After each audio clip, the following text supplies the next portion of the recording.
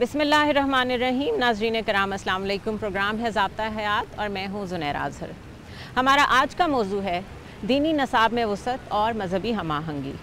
ये वो टॉपिक है जिससे आज हमारा माशरा और पाकिस्तान दो चार है। ये वो मसला है जिसको हम जगह जगह डिस्कस करते हैं और किसी ना किसी नतीजे पर पहुंचने की कोशिश करते हैं। ये कोशिश तो इंशाल्लाह जारी रहेगी और इसी कोशिश का एक हिस्सा हमारा आज का प्रोग्राम है। डॉक्टर खालिद ज़हीर हमेशा की तरह हमारे मुस्तकिल मेहमान हमारे साथ हैं और एक और शख्सियत ने आज हमें ज्वाइन किया है जिनके बारे में मैं इंट्रोडक्शन ज़्यादा नहीं कराऊँगी, क्योंकि जिस तरह वो बात करेंगे आपको पता चलता जाएगा कि उनकी नज़र कहाँ तक है चीज़ों पर। हमारे साथ मौजूद हैं डॉक्टर आबिदुल्ला गाजी साहब। इनका बुनियादी तौर पर ताल्लुक़ हिंदुस्तान से है।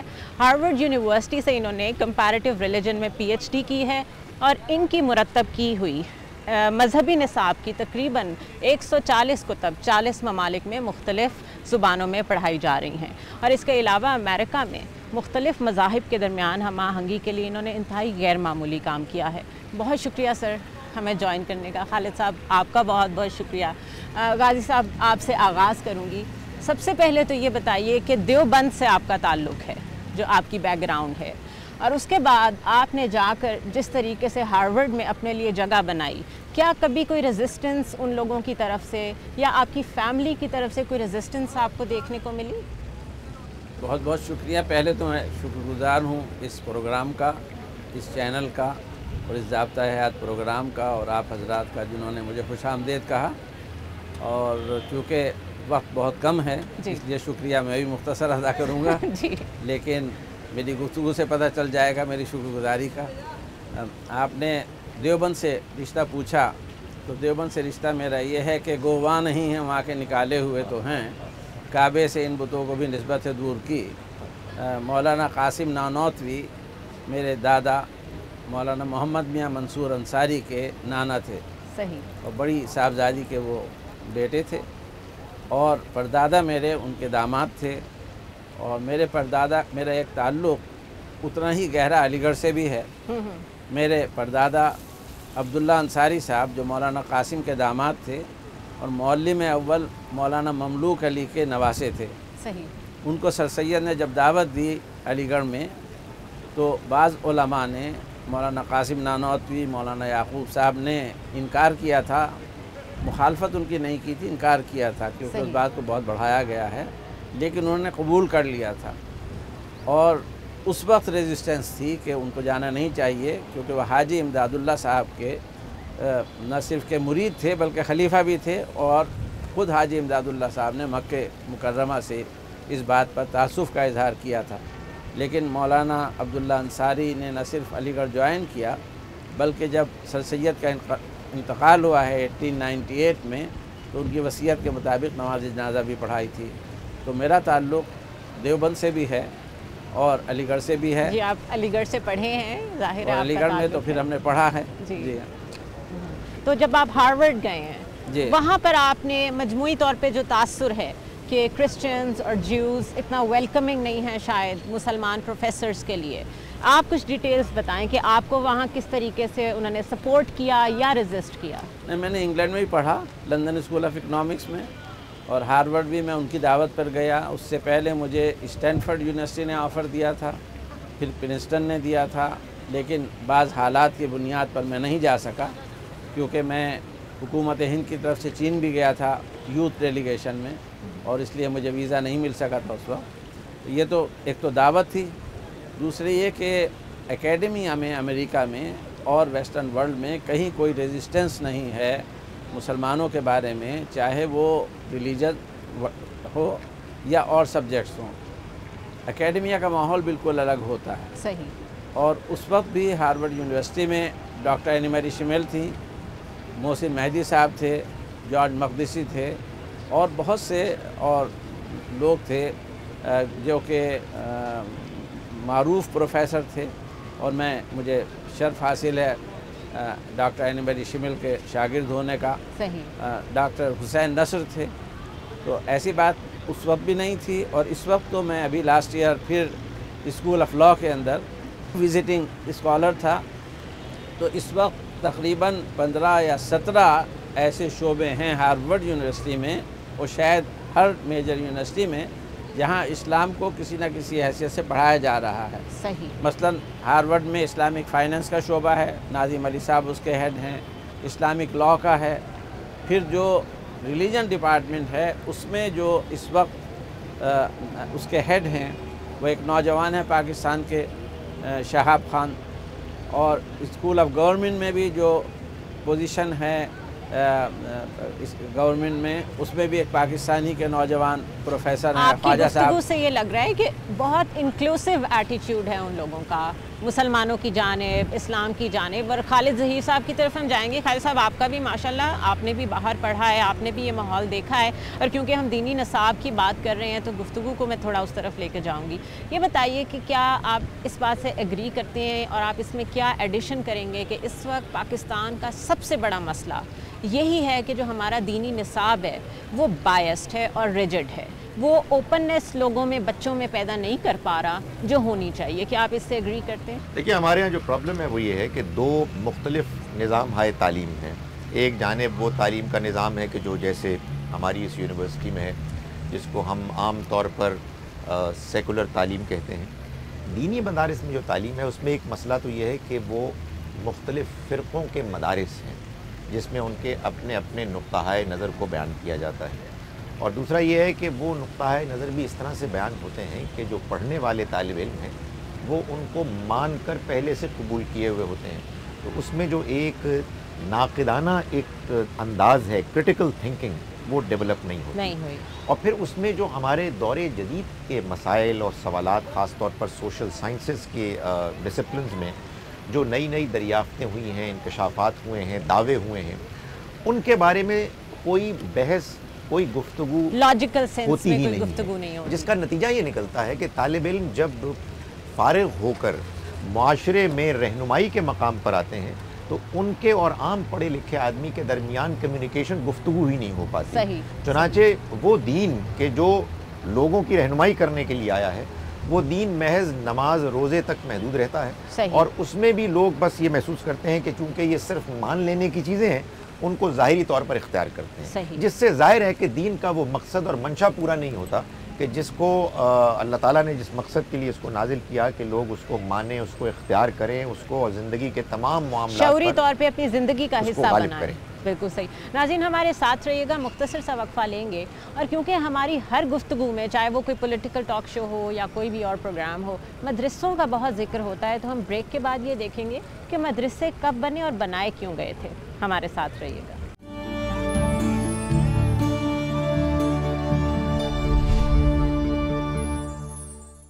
ویلکم بیک ناظرین. ضابطہ حیات میں ایک دفعہ پھر میں ہوں آپ کے سامنے. گفتگو کا سلسلہ ہم وہیں سے جوڑیں گے جہاں سے ہم نے توڑا تھا. غازی صاحب، کچھ بتائیے کہ یہ مدرسہ سسٹم، خاص طور پہ میں جس میں درس نظامی پڑھائی جاتی ہے اس کی بات کر رہی ہوں، یہ کہاں سے انٹروڈیوس ہوا اور اس کو کیوں سٹارٹ کیا گیا تھا؟ اس کے پیچھے کیا محرکات تھے؟ دراصل رسول اللہ صلی اللہ علیہ وسلم کی حیات طیبہ سے ہی سلسلہ تو تعلیم کا شروع ہوا تھا قرآن کے ذریعے. پھر آپ نے جو فرمایا، جو حدیث لٹریچر کے طریقے میں مرتب ہوا، پھر ان کی بنیادوں پر فقہ مرتب ہوا، اس کا کوڈیفیکیشن آف دا لاء، پھر اسلامی تہذیب پھیلی.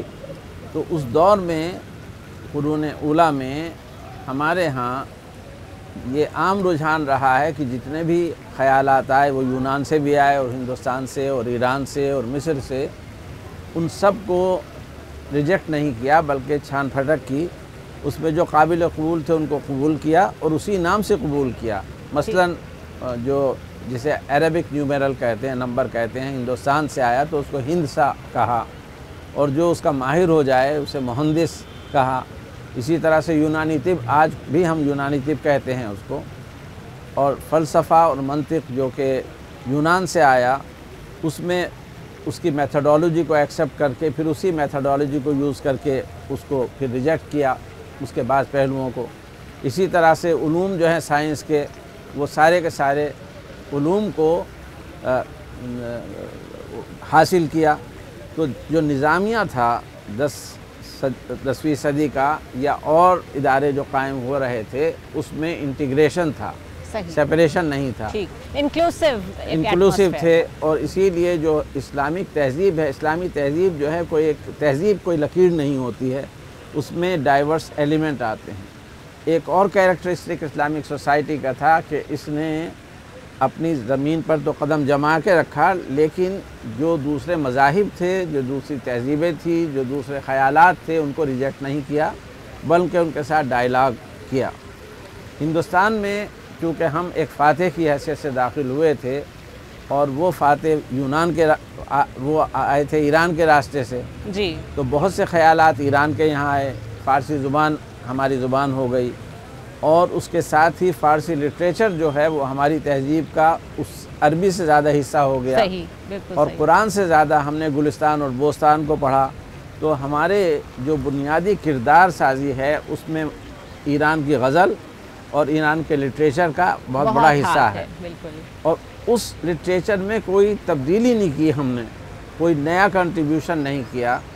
اس کا نتیجہ یہ ہے کہ جو اخلاقیات ہماری ہیں، جیسے اس میں باب ہے جو درویشوں کا اخلاق، اب ہم درویشی جو ہے اختیار کریں اس کے مطابق، یا بادشاہ ملوک کے ساتھ کیا معاملہ کرنا چاہیے، اور کچھ ایسے باب بھی ہیں جس کا تذکرہ بھی مناسب نہیں ہے. تو بنیادی طور پہ وہ ہمارا انہوں نے کردار سازی کی ہے. قرآن جو تھا درس نظامی میں وہ بہت ہی ہلکا تھا. جی، جلالین اور بیداوی صرف سورہ بقرہ اور بنیادی مضمون نہیں تھا. تو اس اثرات میں جو تھے اس میں بجائے قرآن کے جو اثر موضوع تھا وہ فقہ تھا، کیونکہ حکومت تھی اور حکومت کو قانون کی ضرورت تھی. صحیح. تو 17ویں صدی میں پھر نظام الدین سہالوی انصاری، یہ سہال ایک گاؤں ہے وہاں کے تھے، اور پھر یہی ان کی نسل آ کر آباد ہوئی لکھنؤ میں فرنگی محل میں. تو انہوں نے اس دور میں جو کتابیں میسر تھیں ان کی بنیاد پر جو پڑھائی جاتی تھیں ان کو ایک ترتیب دی، اس کا نام درس نظامی ہوا. ٹھیک. تو یہ نظامیہ بغداد سے نہیں بلکہ ان کے نام کے ساتھ رہا. صحیح. اور اس میں چونکہ اس وقت سیاہ ستہ نہیں تھی حدیث کی، مشکات شریف تھی تو وہ شامل رہی. تو جو کتابیں اس وقت موجود تھی وہ انہوں نے رکھیں.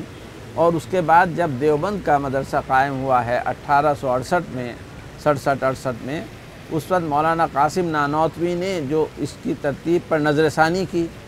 تو اس طرح سے یہ پھر وہ آہستہ آہستہ دیوبند کا مدرسہ جو ایک چھوٹا سا مدرسہ تھا، ایک طالب علم تھا محمود، ایک شاگرد تھے محمود، اللہ رحمت نازل کرے ان پر، ایک چھوٹی سی مسجد تھی انار کے درخت کے نیچے، وہ ایک تناور درخت بنا اور حنفی فقہ کا مرکز ہو گیا. تو اس کے بعد جتنے مدارس قائم ہوئے تو یہ ام المدارس بن گیا. صحیح. اور جو نصاب وہاں کا تھا اس کو اختیار کیا. صحیح. اور اس بیچ میں ہمارے ہاں مختلف تحریکوں میں بھی اور مختلف مدارس فکر میں یہ ریجیڈیٹی آ گئی کہ جو ہمارے بزرگ ہمیں سکھا گئے ہیں ہم اس سے سر منہ تجاوز نہ کریں. تقلید کی طرف ہم چلے گئے اور اجتہاد کی ہم نے کوشش نہیں کی. اجتہاد تو بہت بڑی چیز ہے. بالکل. اجتہاد تو بہت بڑی چیز ہے، اس میں کوئی بنیادی تبدیلی. اور دوسرے درس نظامی جو ہے وہ ان کتابوں پر مبنی ہے، وہ ٹیکسٹ بکس نہیں ہیں، نہ اس طور پر لکھی گئی ہیں، نہ وہ گریڈڈ ہیں جو کہ ایک گریڈ سے دوسرے گریڈ ہیں، بلکہ اس دور میں جو مضامین لکھے گئے وہ داخل نصاب ہیں اور بک بیسڈ ہیں. جو ٹیچنگ ہے عام طور پہ، مثلا ہارورڈ یونیورسٹی میں اگر ہم پلیٹو کی پڑھا رہے ہیں ریپبلک کا پڑھا رہے ہیں تو وہ کہیں گے کہ پڑھ کے آئیے. ہم نے 600 صفحے ایوریج پڑھنے پڑتے تھے.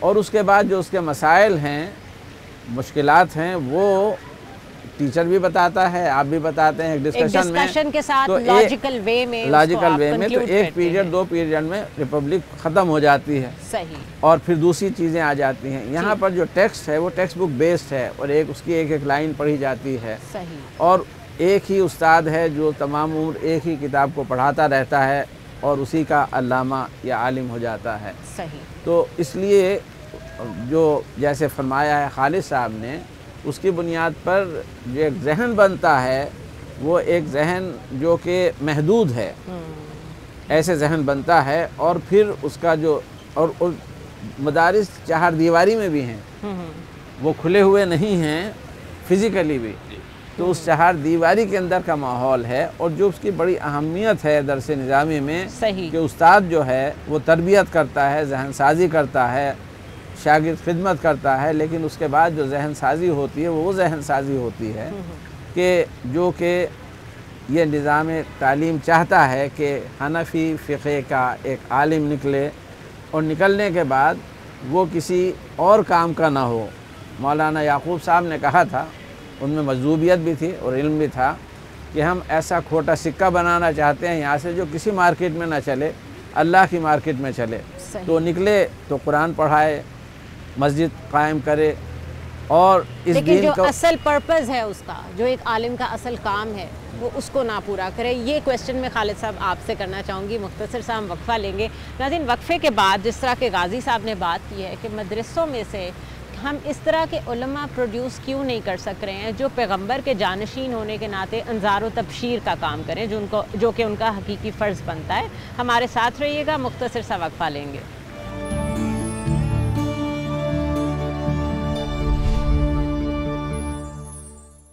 ویلکم بیک ناظرین، ضابطہ حیات میں ایک دفعہ پھر خوش آمدید۔ ہمارے ساتھ ڈاکٹر خالد ظہیر اور عابد اللہ غازی صاحب موجود ہیں، اور ہم نصابی تعلیم جو دینی لیول پر ہم دیتے ہیں اور مذہبی آہنگی کو پیدا کرنے کی کوشش کرتے ہیں یا نہیں کرتے، اس کو کرٹیکلی دیکھ رہے ہیں۔ خالد صاحب، آپ بتائیے کہ اگر پیغمبر کا کوئی جانشین ہے، جو کہ علماء سے زیادہ تو کوئی نہیں ہو سکتا، ایک آپ راستے پر چل رہے ہیں، آپ کا آئیڈیل فگر نبی پاک صلی اللہ علیہ وسلم ہے، تو آپ کا فرض تو یہ بنتا ہے کہ جب آپ مدرسے سے نکلیں بیسک ایجوکیشن کمپلیٹ کرنے کے بعد، تو پھر آپ انذار و تبشیر کا کام شروع کریں۔ لیکن یہاں تو یوں لگتا ہے کہ جس طرح کے غازی صاحب نے کہا کہ وہ ایک ایسا سکہ بنانے کی کوشش کرتے ہیں جو ایک ہی دائرے میں بس چکر لگاتا رہے اور اس سے باہر نہ کسی کو جانے دے نہ خود جائے۔ ایسا کیوں ہے؟ دیکھیں، اس کی ایک بڑی وجہ یہ ہے کہ جس انذار اور جس تبشیر کی بات آپ نے کی، پیغمبر صلی اللہ علیہ وسلم کی جانشینی کی بات جہاں جو آپ نے کی، وہ جذبہ انسان کے اندر پیدا ہوتا ہے قرآن مجید کو پڑھ کر، اللہ کی کتاب پر تدبر کر کے، یہ محسوس کر کے کہ یہ کتاب آئی ہے کہ جو دنیا والوں کی رہنمائی کرے، یہ تمام انسانوں کے لیے آئی ہے۔ جب انسان اس کتاب کو پڑھتا ہے، اس پر یقین کرتا ہے، اس کے دلائل سے مطمئن ہوتا ہے، وہ جو بات کہہ رہی ہے وہ بات اس کے دل میں داخل ہوتی ہے، تو یہ محسوس کرتا ہے کہ اب مجھے میری ذمہ داری ہے، مجھے لوگوں کو روشنی دکھانی ہے، میں خود بھی اس کو پڑھوں، خود بھی غور کروں، خود بھی سمجھوں اور دوسروں کو بھی سمجھاؤں۔ پہلے تو خالد صاحب اس کو خود کنونس ہونا پڑے گا۔ That's right۔ لیکن جب آپ کسی ایسے ادارے میں پڑھ رہے ہیں جہاں، جیسا کہ ڈاکٹر صاحب نے بیان فرمایا، کہ اس کو جو حیثیت ملی ہے وہ بہت کم ملی ہے، باقی دوسرے علوم کے جو انسانوں کے لکھے ہوئے ہیں، جن میں پھر ترقی بھی نہیں ہو رہی، جن میں تنقیدی طور پر جائزہ بھی نہیں لیا جا رہا، جس میں جو اساتذہ پڑھا رہے ہیں بہت قابل احترام ہے، لیکن ان کی عزت اور ان کے بارے میں جو رویہ ہے وہ اتنا زیادہ مقلدانہ ہے کہ انسان اس سے آگے بڑھ کر کچھ دیکھ نہیں سکتا۔ تو اس کے بعد آپ توقع نہ کریں کہ ایسے اداروں سے جو لوگ نکلیں گے وہ لوگوں کی رہنمائی اور انذار و تبشیر کا کام کریں گے، وہی کام کریں گے کہ جس کے لیے ان کو ٹرین کیا گیا۔ صحیح۔ غازی صاحب، یہ بتائیے کہ امریکہ میں جو اسلامیات پڑھائی جاتی ہے، اس کا بیسک پرپس کیا ہوتا ہے؟ اس میں تاریخ کا کتنا ایلیمنٹ ہے؟ اس میں قرآن سے کتنا ایجوکیٹ کیا جاتا ہے بچوں کو؟ اور کیا وہاں پہ جو مسلمان بچے آپ لوگ پروڈیوس کر رہے ہیں وہ کوئی ہیلدی مسلم سٹیزنز بن رہے ہیں؟ یہ اصل میں امریکہ میں جو ہمارا تجربہ ہے وہ بہت نیا ہے، اور ایک ایسی سوسائٹی میں ہے جہاں اسلام کا بیج ابھی لگایا ہی نہیں گیا تھا۔ صحیح۔ اور ہماری جو نسل ہے وہ اس کے ذمے شاید اللہ تعالیٰ نے یہ فریضہ ادا کیا، عطا فرمایا، اور جب بزرگ ہمارے آئے ہندوستان سے، پاکستان سے علماء آئے مختلف، تو ان کو بھی یہ محسوس ہوا کہ یہاں پر اس طرح کے کام کی ضرورت ہے۔ میں جب لندن پہنچا ہوں 63 میں، تو وہاں کوئی مسجد نہیں تھی، کوئی ادارہ نہیں تھا۔ جب میں ہارورڈ پہنچا ہوں 67 میں، تو پورے امریکہ میں 2 مساجد تھی، ایک سرکاری سمجھیں کہ جو امبیسڈرز کے لیے تھی واشنگٹن میں، ایک ساؤتھ ڈیکوٹا میں یا گرینڈ ریپڈس میں کوئی مسجد تھی۔ تو یہ بات کہ جو آپ نے سوال کیا ہے اس کا میں پس منظر بتانا چاہ رہا ہوں۔ تو 67 میں ہم جب پہنچے ہیں centre for the study of world religions میں، تو ایک طرح کا ایک فکری پونڈ تھا یا فکری سمندر تھا، جہاں بالکل اس سے مختلف تجربہ ہو رہا تھا جو ہمیں دیوبند میں یا مدارس اسلامیہ میں فقیہ والی قاسم العلوم میں ہم نے پڑھا، پٹیالہ کے علوم شریعہ میں پڑھا ہے بچپن میں، تو وہاں کے ماحول میں اس میں زمین آسمان کا فرق تھا اوپننس میں۔ دوسرے جو ہارورڈ ڈیوینٹی اسکول تھا، وہاں پہ نہ صرف یہ کہ ان کے اپنا مذہب پڑھا جاتا تھا، دوسرے مذاہب بھی تھے اور دوسرے پروفیسرز بھی تھے، اور جو میتھڈالوجی تھی، جو طریقہ تھا، وہ بہت اوپننس کا تھا، کمبینیشن تھا۔ وہ پریسٹ بھی بنا رہے تھے، at the same time comparative بھی تھا۔ تو وہاں اس ماحول میں ہم نے جو بہت سی چیزیں سیکھیں۔ 1 سال کے بعد ہماری بیگم آ گئیں جو ایجوکیٹر تھیں، اور 2 بچے ہمارے تھے۔ اس وقت لوگوں کی شادیاں بھی نہیں ہوئی تھی، بلکہ پیدا بھی نہیں ہوئے تھے بہت لوگ 67 69 میں۔ تو انہوں نے اس سے جو تاثر لیا وہ یہ تھا کہ ہمارے پاس بھی اس طرح کا نظام تعلیم ہو جیسا یہ اسکولوں میں یہودی اور عیسائی لوگوں نے ڈیولپ کیا۔ صحیح۔ آپ جانتی ہیں کہ جو عیسائی مشنریز ہیں یا جو وہ جہاں بھی اسکول قائم کرتے ہیں، پاکستان میں بھی ہیں، مری میں بھی ہیں، یہاں بھی ہیں، یہاں کی ایلیٹ لیڈرشپ دنیا کی ان اسکولوں میں جاتی ہے، سکسیسفل ہوتی ہے، بالکل، اور مذہبی اسکول ہوتے ہیں۔ تو وہاں پر تو خود وہی زمین تھی، ہمارے ہی گھر کے جو ہمارا سینٹر تھا اس کے برابر میں ہلل ہاؤس تھا یہودیوں کا، اور سامنے ہی ڈیوینٹی اسکول تھا۔ تو ان تجربات میں جب ہم نے ایک بار ایک ڈاکومنٹری دیکھی جس میں ڈنڈے کے زور سے قرآن پڑھا رہے تھے، تو ہماری بیگم نے کہا یہ ایسا کیوں ہو رہا ہے؟ میں نے کہا یہی طریقہ ہے قرآن پڑھانے کا۔ انہوں نے کہا تو اللہ کی کتاب ہے، اسے تو محبت سے پڑھانا چاہیے۔ لیکن وہ طریقہ پوری دنیا میں رائج ہے، آج بھی رائج ہے وہی طریقہ۔ تو تب انہوں نے کہا کہ اس ڈنڈے کو ہمیں کریکولم سے ریپلیس کرنا چاہیے۔ تو اس سے پہلے کوئی سسٹم دنیا میں نہیں تھا جس میں بچوں کو اس معیار پر جو کہ وہ امریکہ کے کرسچن اور جوئش یا برطانیہ کے یا مغربی دنیا کے بچے عادی ہیں پڑھایا جا سکے۔ وہاں سے یہ خیال پنپتا رہا اور 10 سال لگے ہمیں ڈیولپ کرنے میں اسکیمہ۔ ہمیں نہیں معلوم کہ کیا کریں، کیسے کریں۔ اس میں بہت سے علماء ہیں جن کے ساتھ ہمیں انپٹ ملا، جن کے ذہن اوپن تھے۔ اس میں مولانا افضل حسین صاحب تھے جماعت اسلامی کے، اس میں ڈاکٹر اسرار صاحب بھی تھے، ابو الحسن ندوی صاحب تھے، میرے والد گرامی تھے۔ تو یہ 1 2 نہیں بلکہ بہت سے لوگ تھے جن سے ہم انٹریکٹ کرتے رہے 10 سال تک، اور اس کے بعد ہم نے ایک بلو پرنٹ بنایا، اس بلو پرنٹ پہ کام کیا۔ اس بلو پرنٹ جو ہے اس میں گریڈڈ بکس ہیں۔ پہلی بات ایک میتھڈالوجی کی بات یہ تھی کہ جو یہ اسکول ہیں وہ پری اسکول پہ اورینٹیشن دے دیتے ہیں، اس کے بعد پرائمری میں پورا دین اپنا پڑھا دیتے ہیں، پھر جونیئر ہائی اسکول پہ پورا دین پڑھاتے ہیں، پھر ہائی اسکول پر پڑھاتے ہیں۔ یہ میتھڈالوجی وہی ہے جس میں ہم میتھ اور سائنس پڑھتے ہیں، صحیح اسی طرح سے پڑھاتے ہیں۔ دوسرے یہ کہ جو وہاں ڈینومینیشنل اسکول ہیں مختلف ڈینومینیشنز کے، اس میں 2 پیریڈ یا 3 پیریڈ ہی دینی تعلیم ہوتی ہے، باقی وقت میں وہ سرکاری نصاب پڑھاتے ہیں۔ تو غازی صاحب آپ کو رسپانس کیسا ملا اس کریکولم کا؟ آپ جن اسکولوں میں یہ پڑھایا جا رہا ہے، کیا وہ سمجھ رہے ہیں کہ یہ سکسیسفل ہے، پیرنٹس اس سے سیٹسفائیڈ ہیں؟ اور اسپیشلی آفٹر 9/11 جو مسلمانوں کا امیج اتنا خراب ہوا ہے، کیا ان کے معاشرے میں اس کریکولم کی وجہ سے آپ کو کچھ بہتری نظر آ رہی ہے؟ دیکھیے یہ بالکل نیا تجربہ ہے۔ ابھی جو بات میں کہہ رہا تھا اس انداز میں ہم نے پھر پروگرام بنایا، 1999 میں وہ ختم ہوا اور امپلیمنٹ ہونا شروع ہو گیا فوراً ہی۔ اس وقت نہ اسکول تھے، نہ ویکینڈ اسکول تھے، نہ سمر پروگرام سے جس طرح سے وہ پڑھاتے ہیں۔ آہستہ آہستہ اب ویکینڈ اسکول بھی تقریباً 3000 ہیں، ٹھیک، فل ٹائم اسکولز اب 400 کے قریب، 250 سے 400 ہیں۔ یعنی آہستہ آہستہ آپ اس کو بڑھا رہے ہیں؟ جی ہاں، بڑھ رہا ہے، خود بڑھ رہا ہے، یعنی ہم یہ کریڈٹ لیں کہ ہم کر رہے ہیں۔ اچھا، آپ کو رسپانس اچھا آ رہا ہے؟ لیکن رسپانس بہت اچھا ہے، صحیح۔ اور وہ اس کے علاوہ سمر پروگرامز بھی ہوتے ہیں، جس طرح سے کہ ایک امریکہ کی خوبی یہ ہے اور ویسٹ کی کہ ہم کو ٹیمپلیٹ بنے بنائے ملے، ان ٹیمپلیٹس میں ہم نے رنگ بھرا۔ دوسرے ان کی طرف سے غیر معمولی تعاون اس معاملے میں رہا ہے، ایک دوسرے کے ساتھ بھی تعاون ہے۔ ہماری ایک یہ بھی ہے، ایک انٹرفیتھ کہیں جو ہمارا گروپ ہے جس میں یہودی اور عیسائی خاص طور پر ہیں، جس میں ہم تعلیم کے ایشو پہ بات کرتے ہیں کہ میتھڈالوجی پہ، صحیح. اور یہ کرتے ہیں کہ ہم ایک دوسرے کے خلاف غلط انفارمیشن نہ دیں، پالیمکس نہ ہو، صحیح، اور ہرٹ فل فیلنگ نہ ہو، اسٹیریو ٹائپنگ نہ ہو، ہیٹریڈ مٹیریل نہ ہو. جی صحیح. اب اس کا یہ ہے کہ یہ بالکل ابتدا ہے، اور اس میں ہم نے پھر اس کو 9/11 کے بعد اور سنگاپور میں ہم نے ایک پورا مدرسے کا پروگرام بنایا، اس کو ریوائز کیا ہے، اور اس کو ہم نے اس انداز میں ترتیب دیا ہے جیسے کہ ہم کہہ رہے ہیں کہ ہم نے بنیاد جو بنایا تھا شروع میں سیرت طیبہ کو بنایا تھا. صحیح. اس لیے کہ وہاں سیرت طیبہ کا یہاں کوئی مقابلہ نہیں ہے، اور ظاہر ہے کہ ادب، احترام، قوانین، ہر چیز ہی اس کی حفاظت کرتے ہیں، لیکن وہاں آزادی ہے، اور خود ہمارے بچے نہیں جانتے سیرت طیبہ کو. بالکل صحیح. اس کا مقابلہ ہے سپرمین سے، بیانک وومن سے، مائیکل جیکسن، مائیکل جارڈن اور مختلف.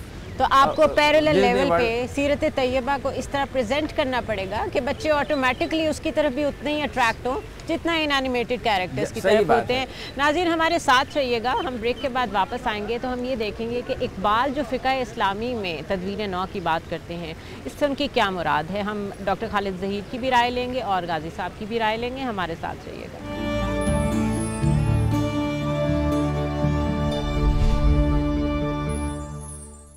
ویلکم بیک ناظرین. ڈاکٹر صاحب ہم اقبال کی تو بہت بات کرتے ہیں، reconstruction of religious thought in Islam. یہ جس تدوین نو کی اقبال بات کرتے ہیں یہ کس کانٹیکسٹ میں کرتے ہیں؟ کیا وہ یہ کہتے ہیں کہ عصر حاضر میں اسلامی حقائق سے کچھ ہم اس طرح کی چیزیں نکالیں جن کی اب شاید اتنی ضرورت نہیں رہی جتنی ایک زمانے میں تھی، یا مغربی تہذیب سے بالکل دور ہو کر آرتھوڈاکس طریقے سے دین کو فالو کریں، یا مذہب اور سائنس کو قریب لانے کی بات کرتے ہیں؟ آپ کیا سمجھتے ہیں؟ دیکھیں، میں جو بات سمجھا ہوں اقبال کی وہ یہ ہے کہ جو اللہ کا دین ہے وہ تو طے شدہ ہے، اس میں جو کچھ بیان ہوا ہے اس میں تبدیل کرنے کا کسی کو حق حاصل نہیں ہے. صحیح. اس لیے کہ وہ اللہ کا پیغام ہے، وہ قرآن مجید میں ہے، وہ سنت میں ہے. لیکن اس کو سمجھ کر اپنی زندگی میں اپلائی کرنا اور بدلتے ہوئے حالات میں اس کی اصل حقیقت کو جانتے ہوئے اس کو اختیار کرنا، مطابقت پیدا کرنا، یہ انسانوں کا کام ہے، یہ علماء کا کام ہے. صحیح. ہمارے دور اول کے علماء نے یہ کام بہت خوبی کے ساتھ، بہت عمدگی کے ساتھ کیا، اور انہوں نے فقہ کو تدوین کیا، اور انہوں نے مختلف معاملات میں اپنی آراء پیش کی، اور یقیناً وہ آراء مختلف بھی تھیں، بہت کچھ اختلاف بھی ہوا، لیکن ان کے علم، ان کی دیانتداری، ان کی ذہانت پر کوئی شک نہیں. لیکن اللہ ہی کے بنائے ہوئے دستور کے مطابق زندگی میں تبدیلیاں آتی رہیں. ہیومن لائف ڈائنامک ہے، نئے نئے معاملات ہوتے رہے، اور اس کے بعد یہ ضرورت پیش آئی کہ اسی اصل دین کی بنیادوں کو سامنے رکھتے ہوئے جیسے دور اول میں ہمارے علماء نے کام کیا، ایسے ہی آج بھی اسی مقصد کو حاصل کرنے کے لیے ہم اس کام کو جاری رکھیں. صحیح. دین اسلام میں اللہ کے پیغام میں تبدیلی کرنے کی کسی کو مجال نہیں ہے. صحیح. وہ تو ویسا ہی ہے جیسا کہ پیش کیا گیا، اس لیے کہ وہی تو ہماری رہنمائی کرنے آیا ہے. ہم اس کو کیسے بدل سکتے ہیں؟ صحیح. لیکن اس کی روشنی میں اب ہم یہ طے کریں گے کہ آج کے دور میں اللہ تعالیٰ کا کیا منشا. میں ایک مثال دیتا ہوں. خالد صاحب، مثال کے طور پہ اللہ تعالیٰ کا ایک حکم ہے، اس حکم کا دور نبوی میں امپلیمنٹیشن لیول کچھ اور تھا، اسی حکم کا آج کے دور میں، یہی تو خوبی ہے ہمارے دین کی کہ یہ ہمیشہ ہر طرح کے وقت میں، ہر طرح کے حالات میں اپلیکیبل رہے گا اور بہت پریکٹیکل رہے گا. لیکن ہم مثالیں وہاں سے لے کے اس کو اسی طرح اٹھا کے جب آج کے دور میں اپلائی کرنے کی کوشش کرتے ہیں تو یہ ممکن یہی مسئلہ ہوتا ہے. دیکھیں میں آپ کو مثال دوں، دین میں ربا حرام ہے. صحیح. ایک شخص کسی کو قرضہ دیتے ہوئے اگر یہ طے کرے کہ جو رقم میں نے تم کو دی ہے بین ہی وہی رقم تم مجھ کو واپس کرو گے 1 برس کے بعد، اور اس میں لازماً ایک اضافہ کرو گے، یہ ربا ہے، یہ حرام ہے. لیکن آج کے دور میں ہم یہ جانتے ہیں کہ جو فیٹ کرنسی چل رہی ہے اس میں روپے، پیسے، ڈالر، پاؤنڈ کی قیمت اصل جو ہے وہ کم ہوتی جاتی ہے. اس میں جو اس کی پرچیزنگ پاور ہے وہ ایروڈ ہو جاتی ہے. وہی لاکھ روپیہ جو پچھلے سال تھا وہ اس سال کم خریدتا ہے. صحیح. تو آج ہم کو یہ طے کرنا ہوگا کہ اللہ کے اس حکم کا منشا کیا اس طرح سے پورا ہوگا کہ آپ جس کو قرض دے رہے ہیں اس سے کہیں کہ مجھے 1 سال 10 سال کے بعد تم نے مجھے 1 لاکھ روپیہ دینا ہے، یا آپ کو یہ طے کرنا ہوگا کہ وہ 1 لاکھ روپیہ کہ جو آج سے 1 سال یا 10 سال پہلے کچھ اشیاء خریدتا تھا اب مجھے اتنا ہی اماؤنٹ دینا ہے کہ جو آج وہی اشیاء خرید سکیں. یہ وہ چیز ہے کہ جو آج کے دور کا مسئلہ ہے, ہمیں اس پر غور کرنا ہے, ہمیں اس میں آراء قائم کرنی ہے, اس میں اختلاف ہوگا, لیکن اگر ہم یہ نہیں کریں گے تو پھر آپ اپنے طور پر یہ سمجھ رہے ہوں گے کہ آپ نے دین پر عمل کیا, اور یہ عین ممکن ہے کہ دین کے منشا کے عین برخلاف آپ بعض لوگوں کے ساتھ زیادتی کر رہے ہوں. تو اس لیے یہ ضروری ہے کہ ہم غور کریں اور جو فقہ اس سے پہلے موجود ہے اس میں مزید تحقیق کے نتیجے میں نئے امکانات کو سامنے لائیں. صحیح. ناظرین, مختصر سا وقفہ لیں گے اور وقفے کے بعد جب ہم واپس آئیں گے تو ہم یہ ڈسکس کریں گے کہ انٹرفیتھ ہارمنی کے لیے یہ بات تو بہت عام طور پر کہی جاتی ہے کہ مختلف مذاہب کے مابین مکالمہ ہونا چاہیے, لیکن یہ سب ہو رہا ہے اور اس کے باوجود مسائل ہیں کہ بڑھتے چلے جا رہے ہیں. اس کی کیا وجہ ہے؟ اسٹے ود اس.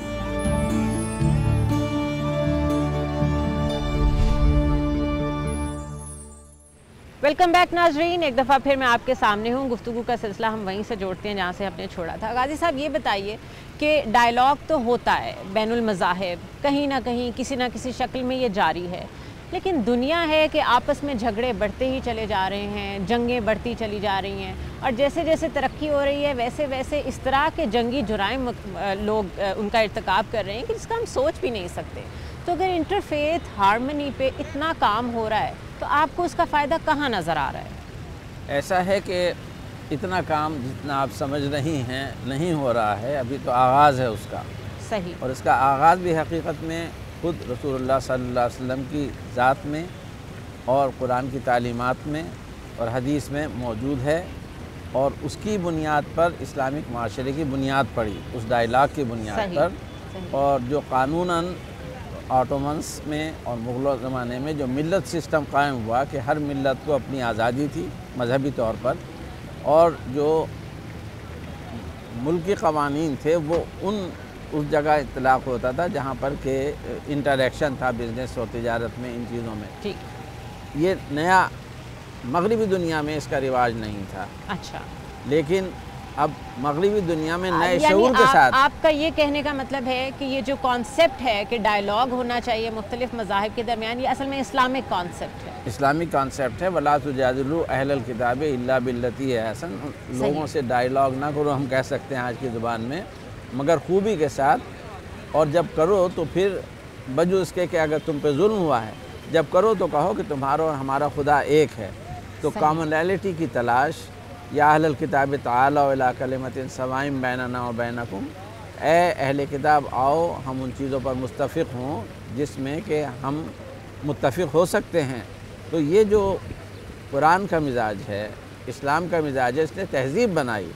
اور قرطبہ اور غرناطہ اور دہلی اور کوالالمپور اور دنیا میں آج بھی اور قاہرہ سب اس کی مثالیں ہیں کہ ہماری جو سوسائٹی ہے وہ پلورلسٹک سوسائٹی ہے, مسلم سوسائٹی. اور مغرب کی سوسائٹی پلورلزم اب سیکھ رہی ہے رہنا.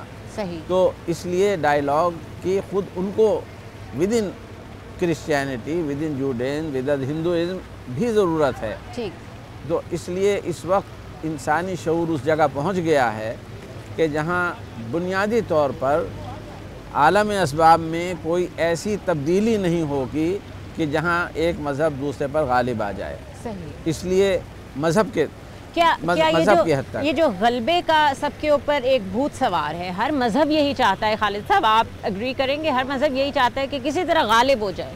یہ اصل فساد کی جڑ ہے, اس کو کس طرح ختم کیا جائے؟ ایسا بھی نہیں ہے, ایسا نہیں ہے. یہ خیال جو ہے یہ درست نہیں ہے.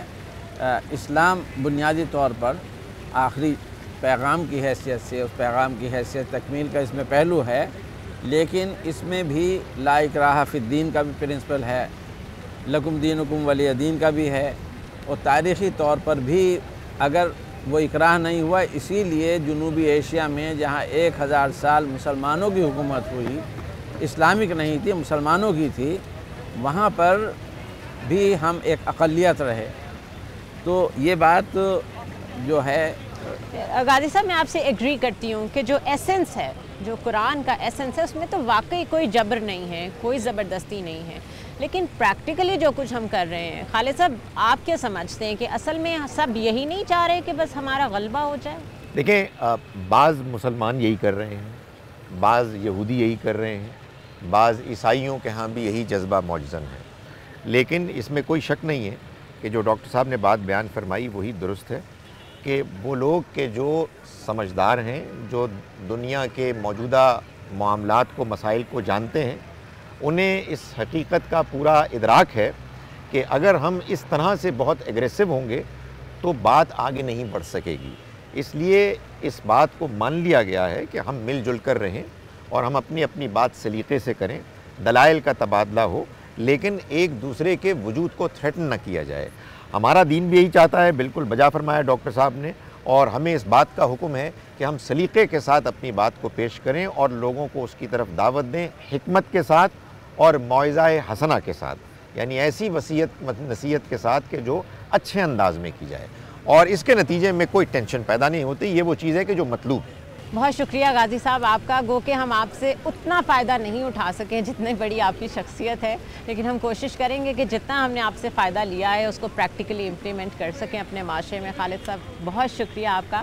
ناظرین، پروگرام آپ نے دیکھا، ہم بات کر رہے تھے ایسی تعلیمی نظام کی جس میں وسعت ہو اور مذہبی ہم آہنگی پیدا کرنے کا سبب بنے۔ کسی نہ کسی شکل میں کبھی نہ کبھی ہر قوم میں تعصب آ ہی جاتا ہے، اور یہ تعصب ہی ہوتا ہے جو کسی وقت میں ایسی جگہ پر، ایسے پوائنٹ پہ پہنچ جاتا ہے کہ جب آدم کی اولاد ایک دوسرے کا خون بہانے سے بھی گریز نہیں کرتی۔ اس کا حل صرف یہ ہے کہ ہم اپنے بچوں کو ایسی تعلیم دیں کہ ان کے اندر وسیع القلبی پیدا ہو، وہ دوسرے کو جینے دیں، خود بھی جئیں، دوسرے کی بات سنیں، اپنی بھی سنائیں، اور اپنے آپ کو ایک ایسا انسان بنائیں جو ہر لحاظ سے مکمل ہو۔ ہمیں اجازت دیجیے، اللہ حافظ۔